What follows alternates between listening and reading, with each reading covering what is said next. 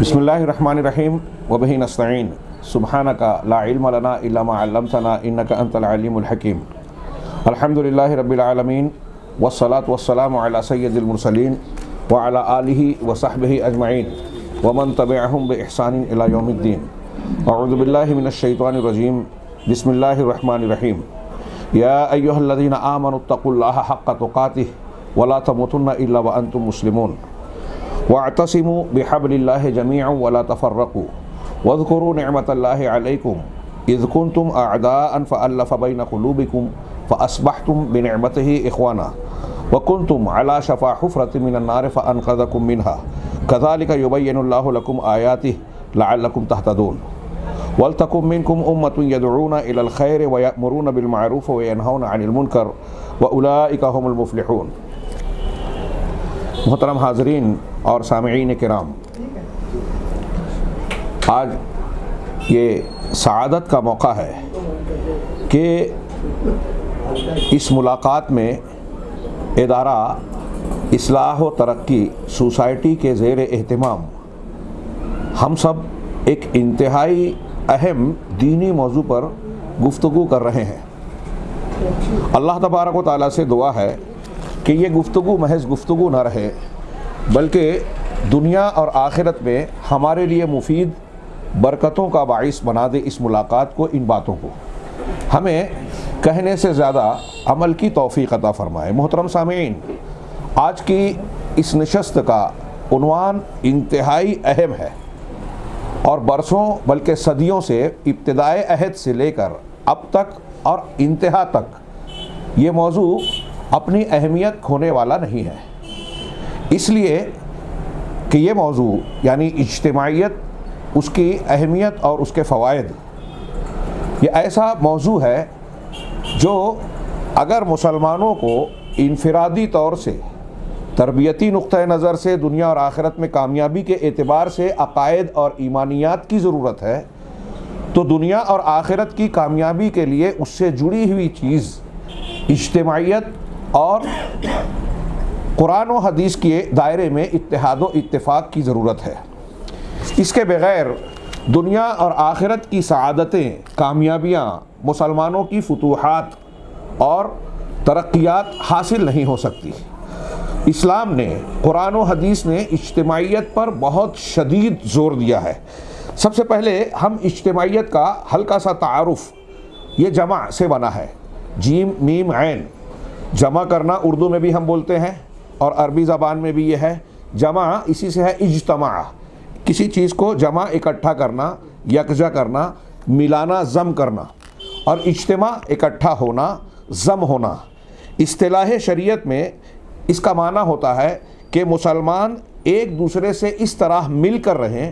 باہم اس طرح انضمام اختیار کریں کہ ایک دوسرے کے لیے متعاون اور بھائی بھائی بن جائیں اور آپس میں تفرقہ اور اختلاف کا خاتمہ کر دیں۔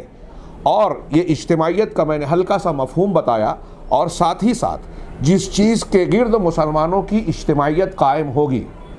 ان کا اتحاد واقع ہوگا، وہ ہے اللہ کی کتاب اور اس کے رسول صلی اللہ علیہ وسلم کی سنت، یعنی یہ اجتماعیت کی بنیاد ہے۔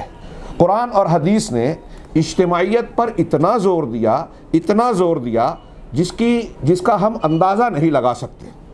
اور یہ بیان کیا اس کے فوائد کو اگر ہم ذکر کریں تو دنیا اور آخرت کے سارے فائدے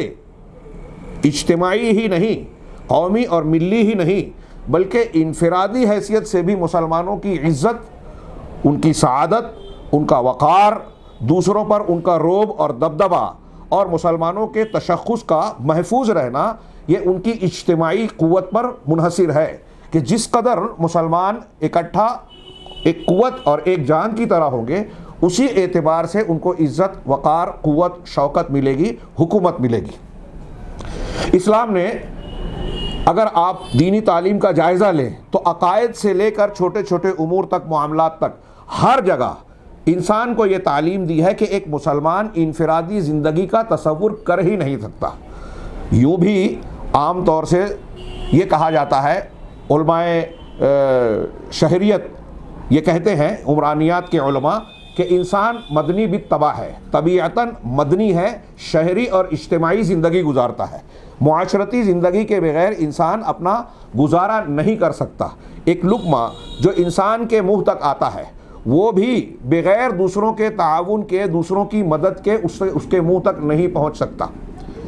کوئی ایک کام بھی انسان انفرادی طور سے انجام نہیں دے سکتا، جانوروں کی طرح، وحشی درندوں کی طرح یہ زندگی نہیں گزار سکتا۔ انسان سماج اور معاشرے میں جیتا ہے، اس کے لیے ایک دوسرے سے تعاون، ایک دوسرے سے معاملات، اختلافات اور دوسرے معاملات پیش آتے ہیں، لہذا ان کے درمیان ایک نظام کی ضرورت ہوتی ہے۔ یہ نظام دنیا میں روئے زمین پر، چونکہ ہمارا پہلے ہی کافی وقت انتظامات میں گزر چکا، اس لیے تفصیل کے بغیر میں یہ عرض کروں کہ اگر ہم تقابلی مطالعہ کریں گے تو یہ معلوم ہوگا کہ اسلام نے جس طرح زندگی کے ہر شعبے میں اجتماعیت، اتحاد و اتفاق، باہمی تعاون، اخوت و بھائی چارہ، محبت و مروت کا، باہمی ہمدردی کا درس دیا ہے، اس کی تعلیم دی ہے، آپ کو کسی دوسرے مذہب میں نہیں نظر آئے گی۔ مگر یہی میں ایک جملہ یہ بھی کہوں، ایک عرب عالم کا بڑا مشہور جملہ، کہ جتنا مسلمانوں کو اتفاق کا حکم دیا گیا، اتنا ہی مسلمان اتفاق سے دور ہے۔ اور انہوں نے کہا اتفقوا اللہ یتفقوا، مسلمانوں نے اس بات پر اتفاق کر لیا ہے، اس بات پر متحد اور اکٹھا ہو گئے ہیں کہ متحد نہیں ہوں گے، متفق نہیں ہوں گے۔ آئیے قرآن و سنت کی روشنی میں ہم ہلکا سا، سرسری سا تذکرہ کریں کہ کس طریقے سے اسلام نے اتحاد اور اجتماعیت کی تعلیم دی ہے، اور اس کو دکھ پہنچانے والی، ان اجتماعیت کو ضرب لگانے والی چیزوں سے جو ہے مسلمانوں کو محفوظ رکھنے کا درس اور تعلیم دی ہے۔ اللہ تبارک و تعالیٰ کا یہ ارشاد جو میں نے ابھی پڑھا، یا ایھا الذین آمنوا اتقوا اللہ حق تقاتہ، تفصیلی گفتگو کا موقع نہیں ہے، افسوس کی بات ہے۔ اس پہلی آیت میں اللہ تبارک و تعالیٰ نے ارشاد فرمایا، سورہ آل عمران کی مشہور آیتیں ہیں، 3 آیتیں، کہ اللہ سے ویسے ڈرو، تقوی اختیار کرو جیسے ڈرنے کا حق ہے۔ یہاں لمبی چوڑی بات کیے بغیر میں یہ کروں کہ تقوی کی تشریحات آپ پڑھیے، ایمان کے ذریعے سے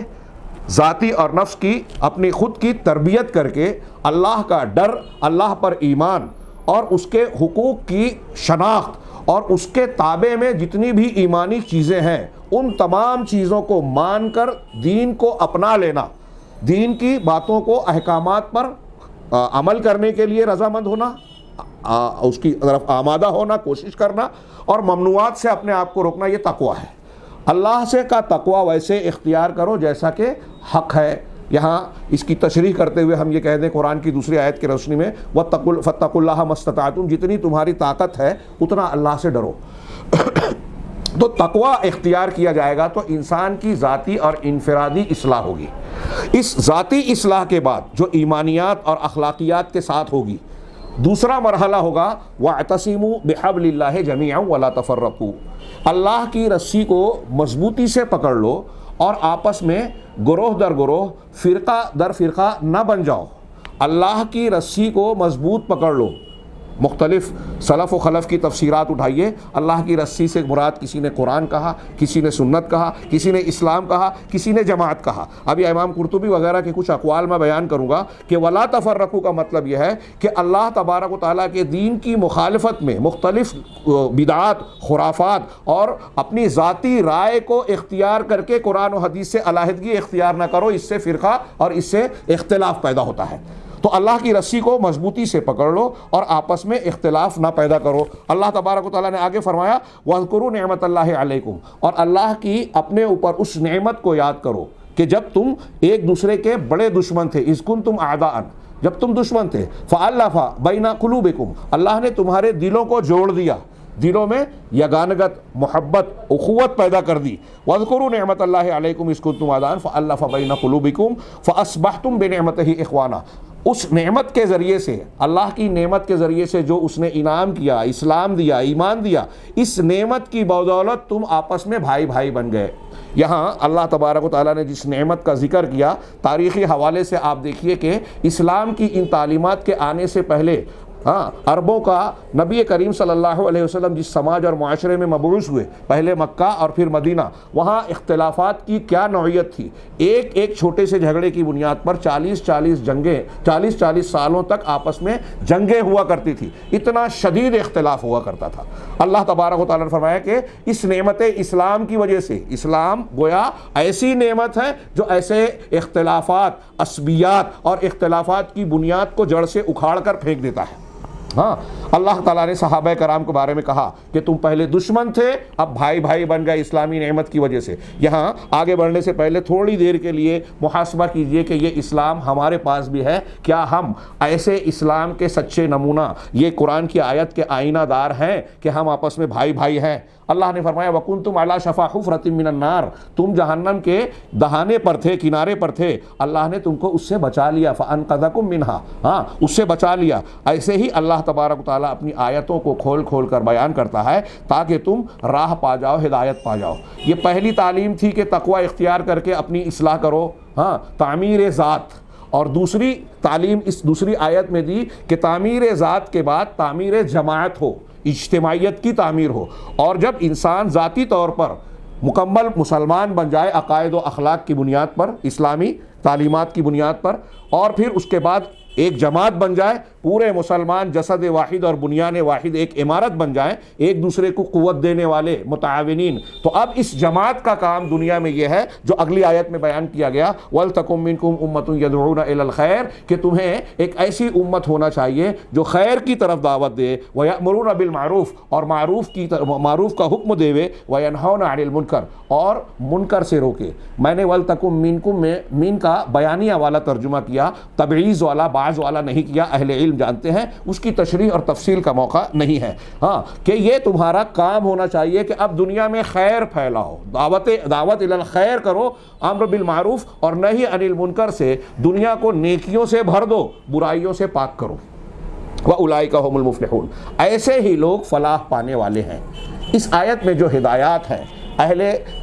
علم کی جو تفاسیر اور تشریحات ہیں، اگر ہم اسے بیان کریں تو وقت ہمارا ختم ہو جائے گا. ان آیتوں پر غور کیجئے اور کچھ دوسری آیتوں کو سامنے رکھیے اور ان آیتوں کی تفسیر میں انہیں محسوس کیجئے کہ قرآن کی تفسیر قرآن سے ہو رہی ہے. بعض احادیث پر بھی نگاہ ڈالیں گے. اللہ تعالیٰ نے ایک جگہ ارشاد فرمایا وَإِن طَائِفَتَانِ مِنَ الْمُؤْمِنِينَ اقْتَتَلُوا فَأَصْلِحُوا بَيْنَ أَخَوَيْكُمْ، اگر مسلمانوں کا دو گروہ آپس میں، دو طائفے آپس میں لڑ پڑے، جھگڑا ہو جائے، نزاع ہو جائے، اختلاف ہو جائے، تو ان دونوں کے درمیان صلح کر دو. اصلحوا بینکم، ان دونوں کے درمیان صلح کر دو. اس صلح کا حکم آپ اتحاد اور اجتماعیت کو تعمیر کرنے کے لیے اسلام کی تعلیمات کا جائزہ لیں کہ مسلمانوں کے درمیان صلح، صفائی اور اصلاح کے لیے قرآن نے کن کن مراحل پر تعلیمات دی ہے. اللہ کے نبی صلی اللہ علیہ وسلم نے کیسے نمونے پیش کیے اور کتنی خوبصورت تعلیمات دی. میاں بیوی کے درمیان اختلاف ہو تو قرآن نے کہا کہ دونوں کے درمیان ایک حکم یہاں سے ایک حکم وہاں سے، دو طرف کے آدمی اکٹھا ہو کر دونوں میں صلح پیدا کر دیں. وَالصُّلْحُ خیر، کہا کہ صلح خیر ہے، بھلائی ہے. دو مسلمان بھائیوں میں اختلاف ہو، ان کے درمیان صلح کرا دیا. صلح کرنے کے لیے جھوٹ بولنے کو جائز قرار دیا، بلکہ ثواب کا کام قرار دیا. اس سے اجتماعیت کو نقصان پہنچانے والی چیزوں کے خاتمے کی اسلام کی تعلیم اور اس کی تاکید کا اندازہ لگایا جا سکتا ہے کہ جھوٹ جو انتہائی بڑا گناہ ہے، اس کے الگ الگ درجات ہو سکتے ہیں، اس کو اس مرحلے میں کہ دو اختلاف والے مسلمانوں کو آپس میں ملانے کے لیے اللہ کے رسول نے فرمایا کہ لیس الکذاب الذی ینتمی الخیر الی المسلم، او کما قال، کہ وہ شخص جھوٹا نہیں ہے جو کسی مسلمان بھائی کی طرف خیر کی چغلی کرتا ہے، خیر کی بات پہنچاتا ہے تاکہ دو مسلمانوں میں صلح کرا دے. اگر دو مسلمانوں میں صلح اختلاف ہو جائے تو ان دونوں کے درمیان صلح کرا دو. فَأَصْلِحُوا بَيْنَهُمْ فَإِن بَغَتْ إِحْدَاهُمَا عَلَى الْأُخْرَى، اگر ایک دوسرے پر بغاوت کر رہی ہے، فَقَاتِلُوا الَّتِي تَبْغِي، تو جو گروہ طائفہ بغاوت کر رہا ہے اس سے تم قتال کرو، صلح نہ کرنے کی صورت میں اس سے جھگڑا اور جنگ کرو، حَتَّى تَفِيَ إِلَىٰ أَمْرِ اللَّهِ، یہاں تک کہ وہ اللہ کے حکم کی طرف لوٹ آئے. غور کیجئے مزید میں اس پہ تشریح نہ کرتے ہوئے ایک دوسری آیت کی طرف جا رہا ہوں، بڑی مشہور آیت ہے، وَأَطِيعُوا اللَّهَ وَأَطِيعُوا الرَّسُولَ وَأُولِي الْأَمْرِ مِنْكُمْ، اللہ کی اطاعت کرو، رسول کی اطاعت کرو۔ اللہ کی اطاعت اور رسول کی اطاعت دین کی بنیاد ہے، سارے معاملات اسی پر طے ہوں گے، عبادات اور فلاں اور فلاں فلاں ساری چیزیں، یہ بنیاد ہے۔ اور جب اس بنیاد پر مسلمانوں کی جماعت اکٹھا ہو جائے گی تو اتحاد اور اجتماعیت کا سب سے بڑا مرکز انہیں مل گیا، پلیٹ فارم مل گیا۔ ہاں، اللہ اور اس کے رسول کی، اب اللہ اور رسول کی اطاعت کے ضمن میں اولو الامر کی اطاعت کو تابعیت میں بیان کیا کہ اولو الامر، تمہارا جو جماعتی ڈھانچہ بن رہا ہے اس میں صاحب امر جو بن رہا ہے، اسلامی حکومت ہے تو امام المسلمین، اور اب حکومت نہیں ہے تو مسلمانوں کا مرکزی طور پر جو بھی بڑا ہو اس کی سمع و طاعت کرنی ہے۔ اس پر قرآن حدیثیں اتنی زیادہ ہیں کہ آپ جتنی پڑھتے جائیں جو ہے کم محسوس ہوگی کہ اولو الامر کی اطاعت کرو۔ آگے اللہ نے کہا ہے فَإِن تَنَازَعْتُمْ فِي شَيْءٍ، اب اگر اولو الامر سے کسی معاملے میں اختلاف ہو جائے، ظاہر سی بات ہے کہ اللہ کی اطاعت، رسول کی اطاعت پہلے کہا، ان سے اختلاف کا تو سوال ہی پیدا نہیں ہوتا، ان کی مخالفت کرنا تو اپنے آپ کو ایمان کے دائرے سے باہر کرنے کے مترادف ہوگا۔ اب اختلاف کہاں ہوگا؟ اولو الامر سے ہوگا۔ تو اولو الامر سے اگر اختلاف ہو جائے تو فردوہ الی اللہ والرسول، اللہ اور اس کے رسول کی طرف لوٹاؤ۔ یہ دیکھیے اللہ تعالیٰ نے نسخہ تصفیہ اختلاف بتایا۔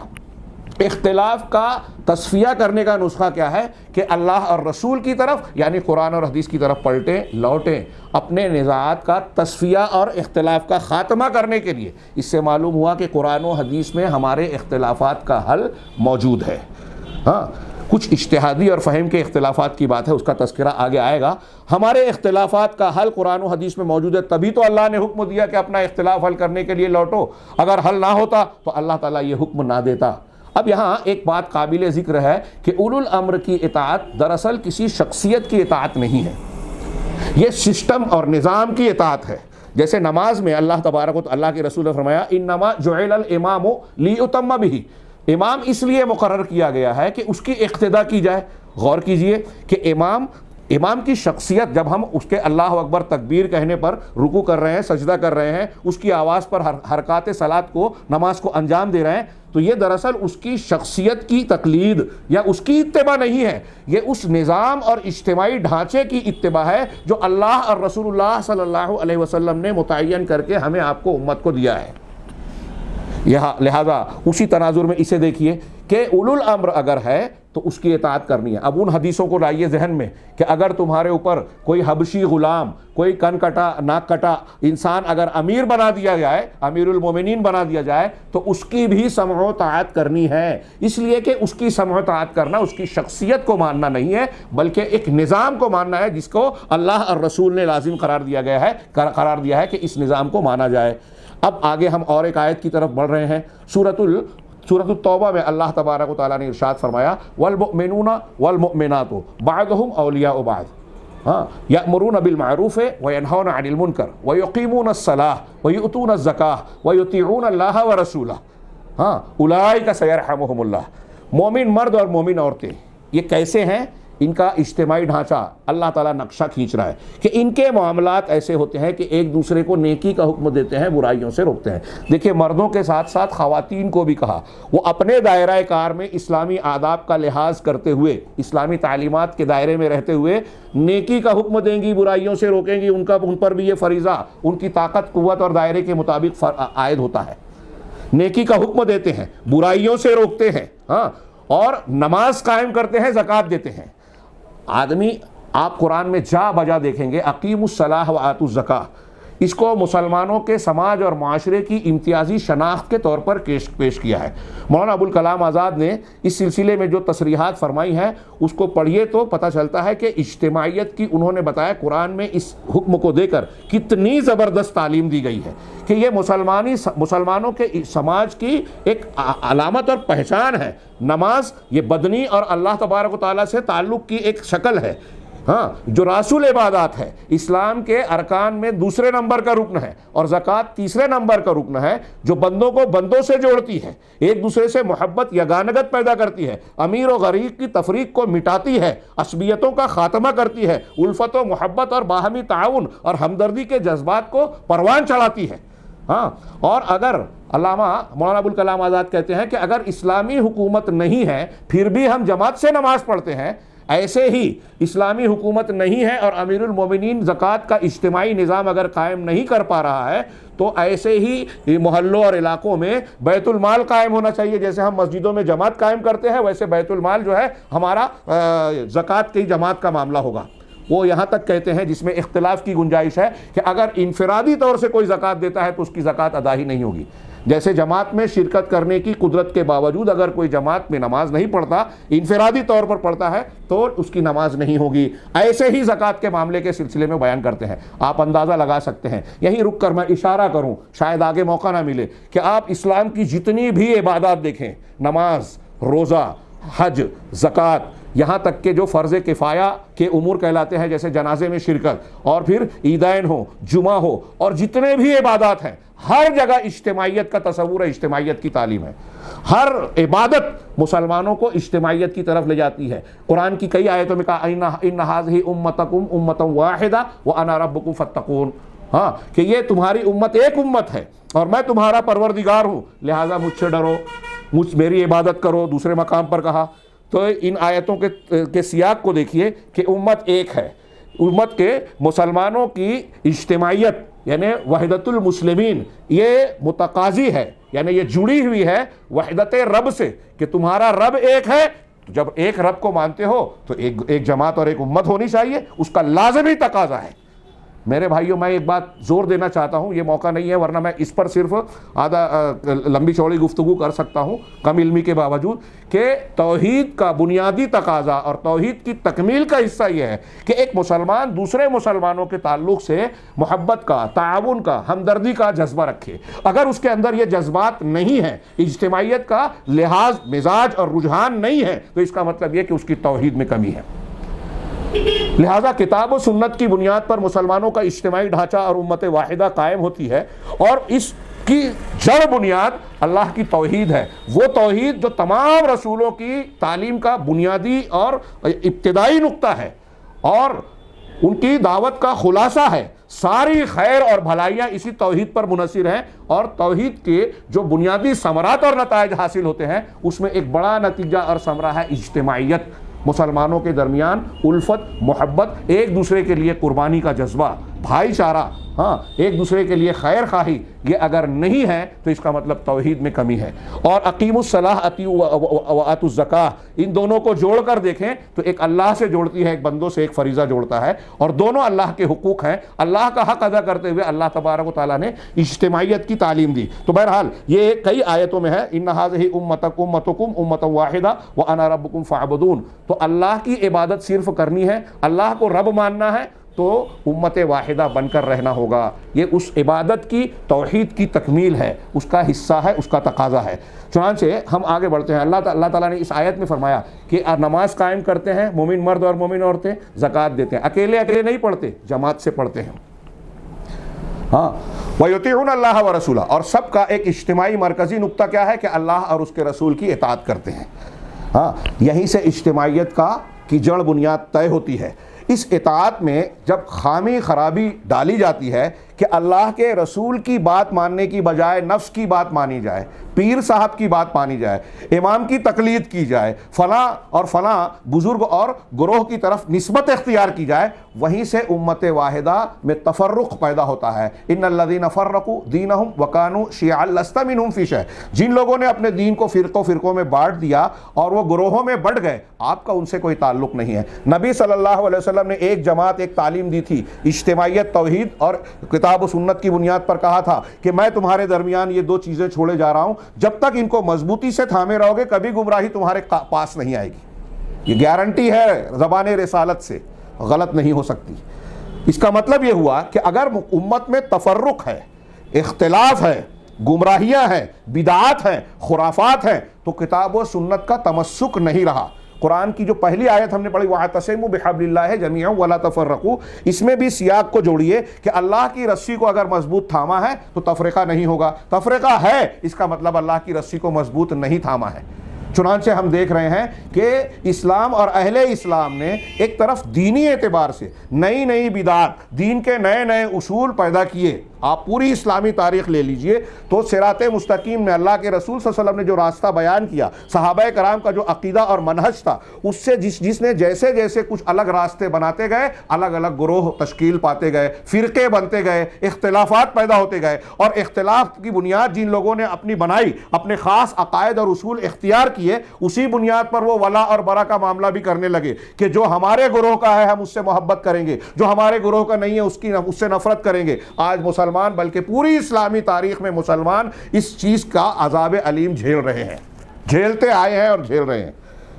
اور اس کی جڑ بنیاد ہے بدعات و خرافات۔ ہم اس بات کا تھوڑا سا تذکرہ آگے کریں گے۔ آگے بڑھتے ہیں کہ اللہ تبارک و تعالیٰ نے اس آیت کریمہ میں سورہ توبہ کی مومن مردوں اور مومن عورتوں کو بتایا کہ یہ ولایت شرعیہ شرعی رشتے میں جڑے ہوئے ہیں۔ توحید اور سنت کے ماننے والے دنیا کے ایک کنارے سے دوسرے کنارے تک کی طرف بسنے والے ہوں، وہ رشتہ دار ہیں۔ اور اگر توحید کا اور منہج کا فرق ہے، ایک آدمی موحد ہے ایک مشرک ہے، تو ایک چھت کے بیچ رہنے والے، ایک ہی ماں باپ کے ذریعے سے پیدا ہونے والے بھائی بھی الگ ہیں۔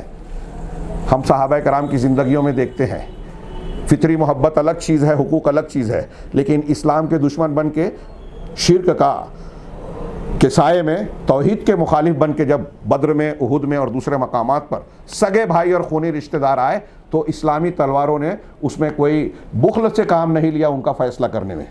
ہم اور آپ لا تجد قوما یؤمنون باللہ والیوم الآخر یوادون من حاد اللہ ورسولہ، آپ ایسے قوم نہیں پائیں گے جو اللہ اور آخرت کے دن پر ایمان رکھتے ہوں، وہ ان لوگوں سے محبت کریں جو اللہ اور اس کے رسول سے دشمنی مول لیتے ہیں۔ وَلَوْ كَانَ آبَاءَهُمْ أَوْ أَبْنَاءَهُمْ أَوْ إِخْوَانَهُمْ أَوْ عَشِيرَتَهُمْ، چاہے وہ باپ دادا ہوں، بھائی بند ہوں، بیٹے بیٹیاں ہوں، یا پھر ان کے اپنے خاندان کے لوگ ہی کیوں نہ ہو۔ یہ اصول ضابطے سامنے رکھیے۔ آگے بڑھتے ہیں، ہم ایک اور آیت پڑھتے ہیں، ایک روایت کی طرف جاتے ہیں۔ اللہ کے نبی صلی اللہ علیہ وسلم نے فرمایا الدین النصیحہ،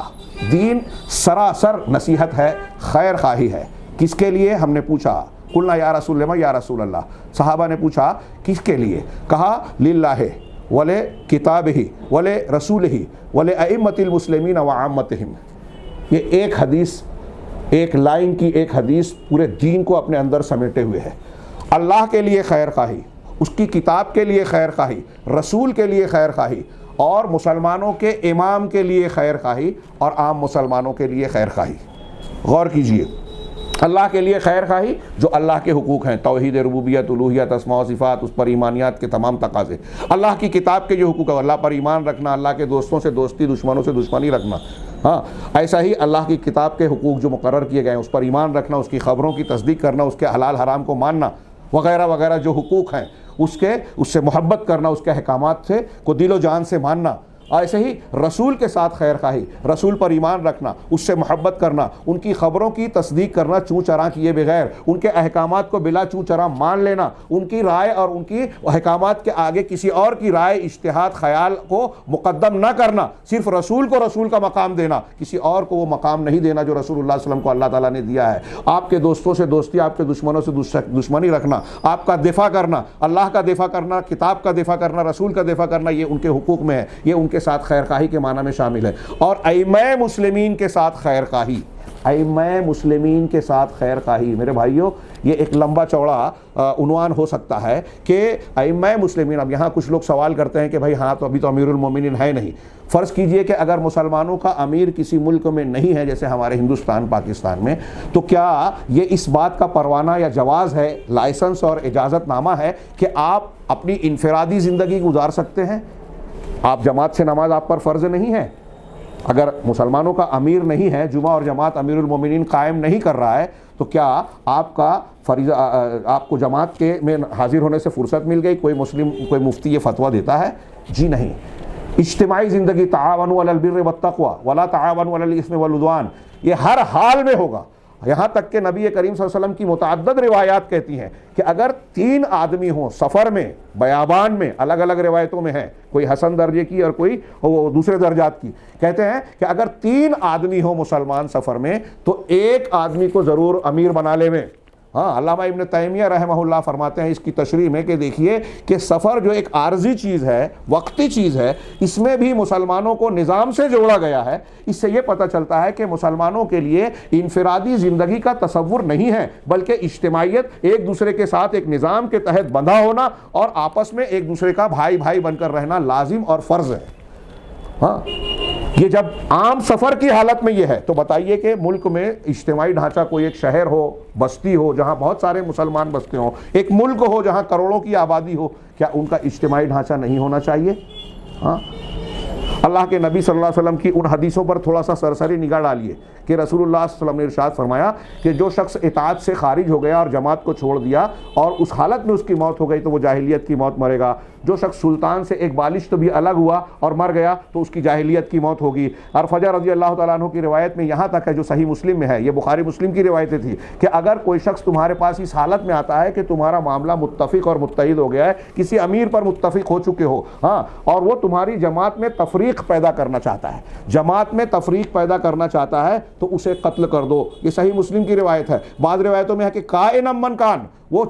چاہے جو آدمی ہو، اگر مسلمانوں کی جماعت میں تفریق ڈال رہا ہے تو اسے قتل کر دو۔ اس سے پتہ چلا کہ مسلمانوں کی جماعت میں تفریق انتہائی ناپسندیدہ چیز ہے، ناقابل قبول ہے، اسے برداشت نہیں کیا جا سکتا، اور یہ دیگر معاملات کے مقابلے میں زیادہ بڑا اہم فریضہ ہے۔ یہی وجہ ہے صحابہ کرام کا آپ طریقہ دیکھیے، حضرت عبداللہ ابن مسعود رضی اللہ عنہ کا بڑا مشہور واقعہ ہے سنن ابو داؤد وغیرہ میں، ہاں، جو قبولیت کے درجے کو پہنچتا ہے، حسن ہے، کہ وہ کہتے ہیں حضرت عثمان غنی سے اختلاف کیا منع میں کہ آپ 4 رکعت پڑھ رہے ہیں، میں 2 رکعت کا قائل ہوں، سنت یہی ہے۔ کافی دیر گفتگو ہوئی، حضرت عثمان نے کہا کہ میں اپنے آپ کو مقیم سمجھتا ہوں۔ ابن مسعود رضی اللہ تعالیٰ نے کہا کہ سنت یہ ہے کہ یہاں 2 پڑھی جائے۔ پھر اس کے بعد اتنی بحث کے بعد ان کے پیچھے 4 رکعت نماز پڑھ لی۔ لوگوں نے نماز کے بعد کہا کہ آپ تو بڑی تاکید سے کہتے تھے کہ 2 ہی پڑھنا چاہیے، تو حضرت ابن مسعود نے کہا کہ میں اب بھی کہہ رہا ہوں، لیکن پھر آپ نے نماز کیوں پڑھی عثمان غنی کے پیچھے؟ کہا الخلاف شر، اختلاف شر ہے، برائی ہے۔ غور کیجئے، حضرت عبداللہ ابن مسعود رضی اللہ تعالیٰ عنہ جو فقہ اور دین کی جو سمجھ اپنے اس واقعے کے ذریعے سے دے رہے ہیں، آج عوام تو عوام، ہمارے یہاں مسلمانوں میں خواص اور علماء بھی اسے جاننے سمجھنے کے لیے تیار نہیں ہے۔ دین کی بہت ساری باتوں میں لوگ قابلیت کا، جانکاری کا مظاہرہ کرتے ہیں، لیکن آپ اگر اجتماعیت سے متعلق اسلامی تعلیمات کو دیکھیں کہ فرد کے مفادات کے مقابلے میں، انا کے مقابلے میں اجتماعی اور ملی مفادات کو ترجیح دی جائے، جماعت کو نقصان پہنچانے سے بچایا جائے، چاہے اپنا ذاتی نقصان ہو، یہ جو تعلیمات اسلام نے دی ہے، اچھے بڑے بڑے اہل علم اور خواص اس سے محروم نظر آتے ہیں۔ لوگوں نے بہت جانکاریاں حاصل کی ہے، لیکن ایسا لگتا ہے کہ اسلام نے اجتماعیت کی جو تعلیم دی ہے اس کی تعلیم دینا بہت سارے مسلمانوں کے لیے اب بھی باقی ہے۔ تربیتی مراکز، وہ چاہے ادارے ہوں، مدارس ہوں، مساجد ہوں، جمعہ کے خطبے ہوں، یا گھر اور گھر کے اندر کی تعلیمات ہوں، بہت ساری تعلیمات اور دنیا کے میں کامیابی کے گر ہم سیکھتے ہیں، لیکن اجتماعیت کو فراموش کر رہے ہیں۔ مسلمانوں کو جتنی زیادہ اجتماعیت کی تعلیم دی گئی ہے کسی مذہب میں نہیں ہے، لیکن مسلمانوں میں جتنا اختلاف ہمیں نظر آتا ہے آج کہیں نظر نہیں آتا۔ دنیاوی مفادات اور فائدوں کی بنیاد پر غیر مسلم اور دوسرے مذاہب کے لوگوں میں آپس کا اتفاق ہو جاتا ہے۔ ارے یہود و نصارہ نے یا آپس میں مسلمانوں کے خلاف اس معاملے تک میں اتحاد کر لیا کہ پادری نے، پوپ نے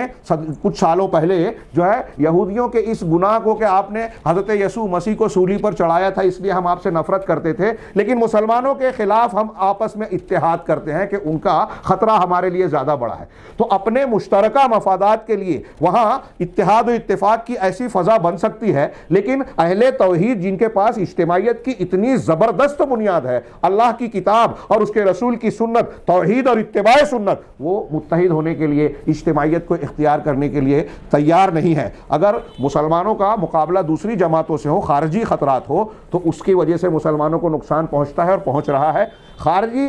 حملے اس وقت زیادہ کارگر اور مؤثر ہوتے ہیں جب داخلی طور سے مسلمان منتشر ہوں۔ لہٰذا زیادہ اہم بات یہ ہے کہ داخلی سطح پر اتحاد و اتفاق کی فضا قائم ہو۔ اب بہت سارے مسالک ہیں ہمارے یہاں، کہتے ہیں کہ اس میں اتحاد نہیں ہو سکتا۔ چلیے ٹھیک ہے، ایک ہی مسلک کے ماننے والے لوگ، ایک ہی منہج کے ماننے والے لوگ، کیا ان کے صفوں میں ہمیں اتحاد نظر آتا ہے؟ ایک مسجد میں رہنے والے لوگ، ایک جماعت سے متعلق لوگ جو ایک ہی منہج کے ماننے والے ہیں، ان کے اندر وہ چیزیں نظر آتی ہے؟ جو اسلام کی تعلیمات کا نتیجہ تعلیمات کا حاصل ہے، اور اس میں کسی کو کوئی اختلاف نہیں ہو سکتا۔ ہاں، آگے ہم بڑھتے ہیں کہ اللہ کے رسول صلی اللہ علیہ وسلم نے کتنی شدت برتی ہے کہ اگر کوئی امیر وقت تمہارے خلاف اپنی ذات کو جو ہے ترجیح دیتا ہو، ہاں، یا اتحاد ہو چکا ہو، کوئی مخالفت کرنے والا آ رہا ہے تو اس کو قتل کر دو۔ امیر چاہے فاسق و فاجر ہو، جب تک نماز قائم کر رہا ہے یا کفر بواہ کھلا ہوا کفر اس کی طرف سے آپ کو نظر نہیں آ رہا ہے، تب تک اس کی سمع و طاعت کرتی رہنا ہے، ہر حال میں اس کی سمع و طاعت کرنا ہے۔ ہاں، اللہ کے نبی صلی اللہ علیہ وسلم نے یہ بھی فرمایا کہ میں تم کو اللہ کے تقوی کا، سمع و طاعت کا حکم دیتا ہوں، چاہے تم پر حبشی غلام ہی کیوں نہ ہو۔ اور پھر آپ نے یہ بھی فرمایا کہ تم میں جو شخص زندہ رہے گا تو وہ بہت سارے اختلافات کو دیکھے گا، بہت سارے اختلافات کو دیکھے گا۔ ہاں، آپ نے یہ بتایا کہ اختلاف ہوگا،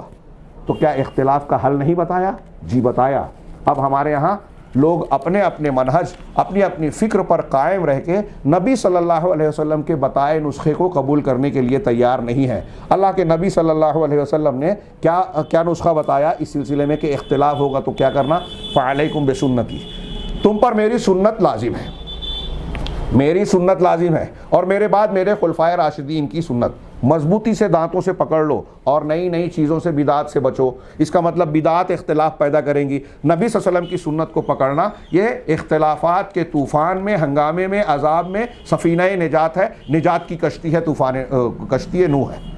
یہ یہاں یہ حدیث ہاں ملحوظ رہے کہ اللہ کے نبی صلی اللہ علیہ وسلم فرما رہے ہیں کہ میری سنت کو لازم پکڑنا۔ حضرت حذیفہ کی جو بخاری کی لمبی حدیث ہے جس کو پیش کرنے کا موقع نہیں ہے، شر کے بارے، خیر کے بارے میں پوچھا، شر کے بارے میں پوچھا، اور کہا کہ فتنے آئیں گے تو کیسے آئیں گے؟ اللہ کے رسول نے بتایا کہ کچھ قوم ایسی ہوگی جو ہمارے ہی بیچ کے لوگ ہوں گے، ہماری زبان میں گفتگو کریں گے لیکن جہنم کی طرف بلانے والے ہوں گے۔ ایسے فتنے کے وقت حضرت حذیفہ نے پوچھا کہ ہمیں کیا کرنا چاہیے اگر اس طرح کا حال ہو؟ تو آپ نے فرمایا کہ تلزم جماعت المسلمین و امامہم، مسلمانوں کی جماعت کو اور ان کے امام کو لازم پکڑ لو۔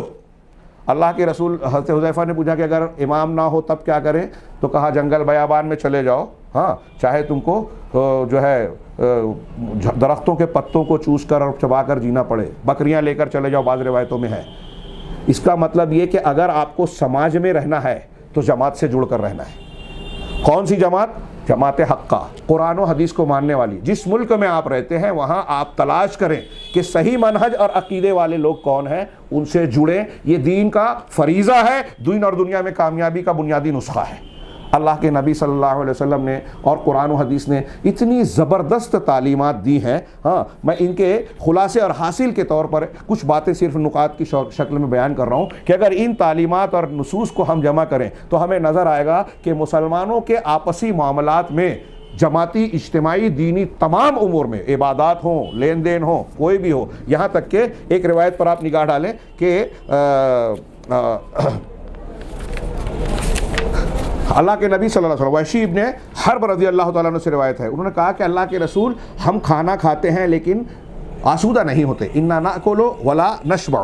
ہم کھانا تو کھاتے ہیں لیکن آسودہ نہیں ہوتے۔ یہ سنن ابن ماجہ اور ابو داؤد وغیرہ کی روایت ہے جس کو شیخ البانی نے صحیحہ میں ذکر کیا ہے۔ ہم کھاتے ہیں لیکن آسودہ نہیں ہوتے۔ آپ نے ارشاد فرمایا فَلَعَلَّكُمْ تَأْكُلُونَ مُتَفَرِّقِينَ، شاید تم لوگ جدا جدا، الگ الگ کھاتے ہو۔ ہاں، قالوا نعم، انہوں نے کہا ہاں۔ قال فاجتمعوا علی طعامکم، تو آپ نے فرمایا کہ ٹھیک ہے، تم اپنے کھانے میں اکٹھا ہو جاؤ، اجتماعیت کے ساتھ کھاؤ۔ ہاں، واذکروا اسم اللہ علیہ یبارک لکم فیہ، اور تم کھانے پر اللہ کا نام لے کر کھانا کھاؤ تو تم کو برکت دی جائے گی۔